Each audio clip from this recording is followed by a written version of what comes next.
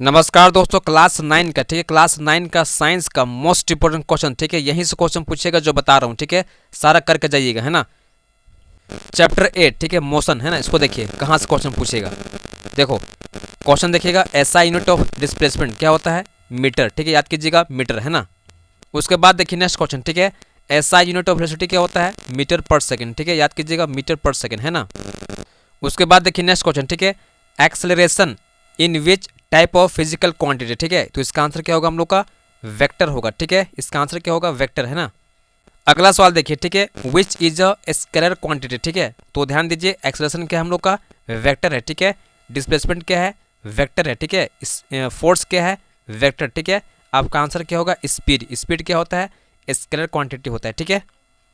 उसके बाद देखिए नेक्स्ट क्वेश्चन ठीक है, what type of quantity is momentum ठीक है, तो इसका आंसर क्या होगा, वेक्टर है ना। Automobiles are fitted with a device that shows the distance travel, such a device is known as, इसका आंसर क्या होगा, ओडोमीटर ठीक है। आगे देखिएगा, ओडोमीटर्स मेजर्स क्या करता है, डिस्टेंस मेजर करता है ठीक है। अगला सवाल देखिएगा, a particle's speed in a particular direction is known as velocity ठीक है, इसका आंसर क्या होगा, वेलोसिटी ठीक है ना। अगला सवाल देखिएगा, the distance travel in a fixed direction is called displacement ठीक है। नेक्स्ट क्वेश्चन देखिएगा, rate of change of velocity is called acceleration ठीक है, इसका आंसर क्या होगा, एक्सेलरेशन ठीक है। ए इज इक्वल टू होता है v minus you upon T होता है ठीक है। उसके बाद देखिएगा, in case of uniform motion acceleration ठीक है क्या होगा, जीरो होगा ठीक है।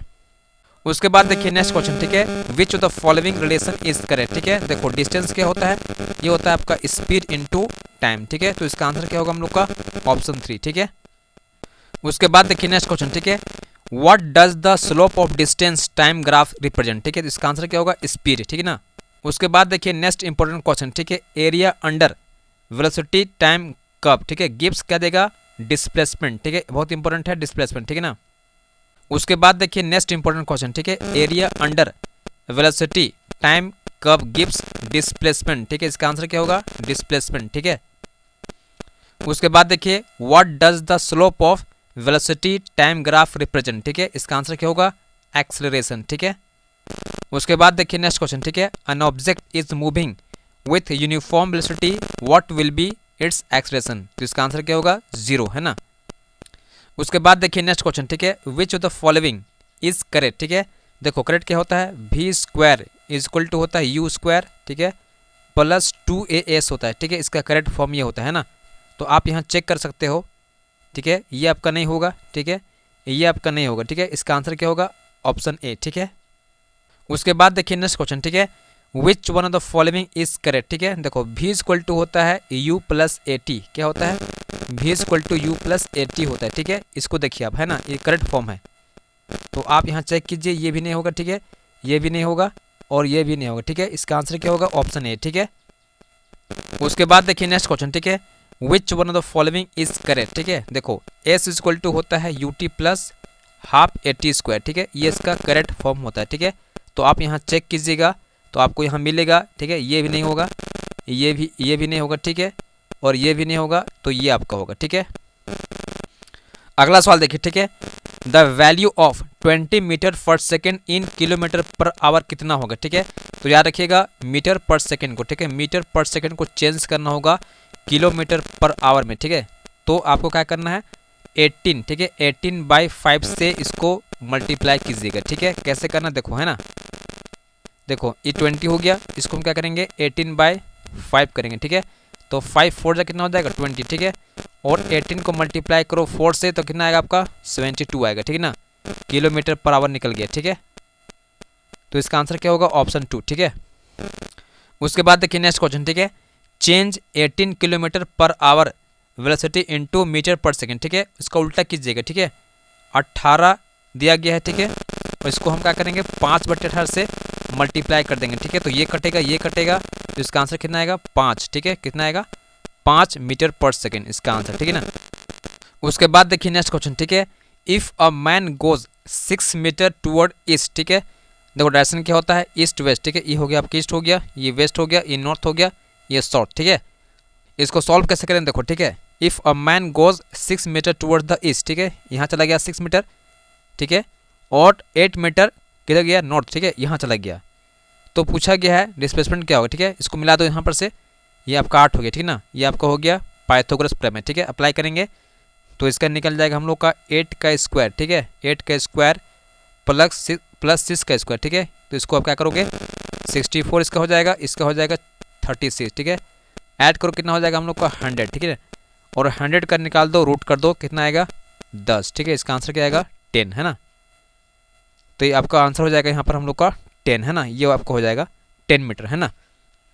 उसके बाद देखिए नेक्स्ट क्वेश्चन, ठीक है, if an athlete takes t second to go once around the circular path of radius r, the velocity v equal to क्या होगा, देखो इसका आंसर क्या है, बहुत इंपॉर्टेंट है, v इक्वल टू होता है 2 पाई r, ठीक है, अपॉन स्मॉल t होता है, ठीक है। इसको बोलते हैं हम लोग सर्कुलर वेलोसिटी, ठीक है ना, याद रखिएगा, बहुत इंपॉर्टेंट है। अगला सवाल देखिएगा, a car is accelerated uniformly from a velocity of 5 metre per second to 10 metre per second, ठीक है, in 5 second, its acceleration is क्या होगा, ठीक है। तो ए इक्वल टू होता है हम लोग का v minus you upon T होता है, ठीक है। तो यहाँ आपका होगा 10, ठीक है, यहाँ 5 आएगा, यहाँ 5 आएगा, ठीक है। तो यहाँ घटाइएगा तो कितना आएगा आपका, यहाँ आ गया 5, यहाँ 5, ठीक है, काट दोगे कितना आएगा आपका 1, ठीक है, 1 मीटर पर सेकेंड, ठीक है, 1 मीटर पर सेकेंड इसका आंसर स्क्वायर आंसर होगा, ठीक है ना। उसके बाद देखिए नेक्स्ट क्वेश्चन, ठीक है, the relation between linear velocity and angular velocity is what, ठीक है। तो इसका आंसर क्या होगा, v इक्वल टू होता है ओमेगा आर, ठीक है, याद रखिएगा v equal to omega R, ठीक है ना। उसके बाद देखिए चैप्टर 9, ठीक है, force and laws of motion, ठीक है, एसआई यूनिट ऑफ फोर्स क्या होता है, न्यूटन, है ना। अगला सवाल देखिए, ठीक है, एसआई यूनिट ऑफ फोर्स इसका केजी भी होता है, ठीक, KG metre per second square भी होता है, ठीक है, याद रखिएगा। उसके बाद देखिए एसआई यूनिट ऑफ मोमेंटम क्या होता है, केजी, ठीक है, केजी मीटर पर सेकेंड होता है, ठीक है। उसके बाद देखिए all object resist a change in their state is called inertia, ठीक है ना। Measure of inertia of an object is mass, ठीक है, इनर्शिया क्या करता है, मास को मेजर करता है, ठीक है। उसके बाद देखिए the definition of inertia is obtained from Newton's कौन सा लॉ, फर्स्ट लॉ, ठीक है। इनर्शिया याद कीजिएगा, इनर्शिया फर्स्ट लॉ से होता है, ठीक है, न्यूटन का फर्स्ट लॉ से होता है इनर्शिया, ठीक है ना। उसके बाद देखिएगा which laws of motion Newton is called law of inertia, ठीक है, जिसका आंसर क्या होगा फर्स्ट लॉ, ठीक है, न्यूटन फर्स्ट लॉ। उसके बाद देखिएगा which law of Newton law of motion gives the formula of measure of force, ठीक है, इसका आंसर क्या होगा सेकेंड लॉ, ठीक है, क्या होगा सेकेंड लॉ, है ना। उसके बाद देखिए फोर्स कैन बी मेजर्ड किससे, न्यूटन के सेकेंड लॉ से हम लोग ज्ञात करते हैं, ठीक है, निकालते हैं। उसके बाद देखिएगा to every action there is an equal and opposite reaction कौन सा लॉ है, न्यूटन का थर्ड लॉ, ठीक है। उसके बाद देखिएगा द रिलेशन बिटवीन एफ, ठीक है, एम एंड ए क्या होगा, F is equal to M into A होता है, ठीक है, याद रखिएगा इसको। उसके बाद देखिए नेक्स्ट क्वेश्चन, ठीक है, 1 kg weight is equal to how many newton, ठीक है। देखो वेट क्या होता है, ये होता है mg, ठीक है। तो देखो m क्या दिया है हम लोग का 1 kg, ठीक है, और g कितना होता है 9.8, ठीक है, इसको मल्टीप्लाई कर कितना होगा 9.8, ठीक है, इसका आंसर क्या होगा 9.8 न्यूटन, है ना। उसके बाद देखिए नेक्स्ट क्वेश्चन, ठीक है, 1 newton is equivalent to 10 to the power 5 dyne, ठीक है, 10 to the power 5 डाइन होता है, ठीक है ना, याद रखिएगा। उसके बाद देखिए the product of mass and velocity is called momentum, ठीक है, क्या बोलते हैं इसको, मोमेंटम कहा जाता है, ठीक है ना। उसके बाद देखिए what is the momentum of an object of mass m moving with a velocity v, ठीक है, इसका क्या होगा m इंटू वी होता है, ठीक है, m इंटू वी होता है मोमेंटम, ठीक है, p इक्वल टू मोमेंटम क्या होता है m इंटू वी होता है, याद कर लीजिएगा, है ना। अगला सवाल देखिए, ठीक है, the velocity of a moving body is half its momentum become क्या होगा, देखो मोमेंटम होता है p equal to M into v, ठीक है। तो अगर हम वेलोसिटी को आधा कर दे, ठीक है, आधा कर दे, हाफ कर दे, ठीक है, तो मोमेंटम भी क्या हो जाता है हम लोग का आधा हो जाएगा, ठीक है। तो इसका आंसर क्या होगा हाफ, ठीक है। उसके बाद देखिए नेक्स्ट क्वेश्चन, ठीक है, रॉकेट एंड जेट इंजन, ठीक है, work on which Newton's law, ठीक है, इसका आंसर क्या होगा थर्ड लॉ से, ठीक है। उसके बाद देखिए next question, how much force will require to accelerate 2 kg mass at 5 metre per second square, ठीक है। तो F इक्वल टू होता है हम लोग का m इंटू ए होता है, ठीक है, इसको याद कीजिएगा, है ना। तो यहाँ पूछा गया आपसे, तो how much force will require, ठीक है, टू एक्सलरेट 2 kg मास, ठीक है, 2 kg मास दिया गया है तो 2 यहाँ हो गया, और आपका ए दिया गया कितना हम लोग का 5, ठीक है, तो कितना हो जाएगा 10 न्यूटन, ठीक है, इसका आंसर क्या होगा 10 न्यूटन, है ना। उसके बाद नेक्स्ट क्वेश्चन देखिएगा, if a force 12 Newton acts on a body of mass 3 kg the acceleration produce is, ठीक है, आपको यहाँ पर ए निकालना, ठीक है, तो एफ इक्वल टू होता है कितना m इंटू ए होता है, ठीक है, आपको यहाँ पर दिया गया है एफ कितना 12, ठीक है, और हमको m दिया गया है कितना हम लोग का 3 kg, ठीक है, तो a निकालना है तो 3 से काट दो, इसको कितना होगा 3 चौके 12, ठीक है ना, इसका आंसर क्या होगा हम लोग का 4, ठीक है।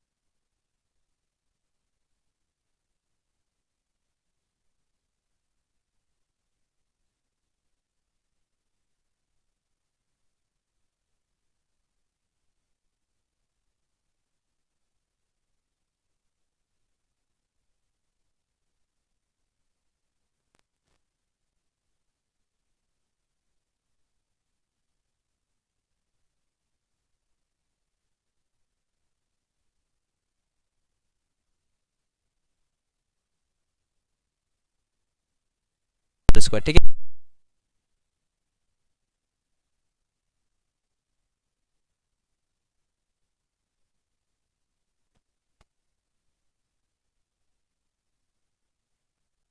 उसके बाद देखिए नेक्स्ट क्वेश्चन, ठीक है, Kepler first law is called, इसको बोलते हैं लॉ ऑफ ऑर्बिट, है ना।